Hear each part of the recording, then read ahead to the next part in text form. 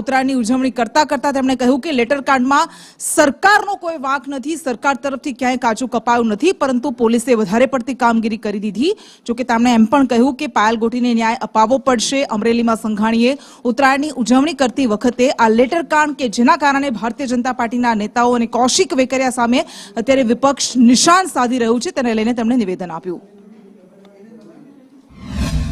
મને વિશ્વાસ છે કે મૂળ કેસમાં માત્ર પાયલમાં જ નહીં, જે રીતની કલમો લાગી છે એ અંગે ચકાસે અને જાહેર હિતમાં જાહેર લોકોને વિશ્વાસ બેસે કે પોલીસ પોતાની ઓવર કામગીરીના કારણે સરકારને બદનામ થાય એવા પગલાઓ લઈ રહ્યા છે, ત્યારે સરકાર પણ સાવધાનીપૂર્વક આવા ઓવર પગલાં લેનારની સામે કડકાઈથી કાર્યવાહી કરે।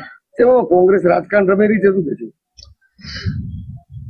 વિરોધ પક્ષો કોઈ આરતી ઉતારે નહીં, વિરોધ પક્ષો આક્ષેપો કરે, સત્તાધારી પક્ષે સત્ય હકીકત બહાર લાવવી જોઈએ।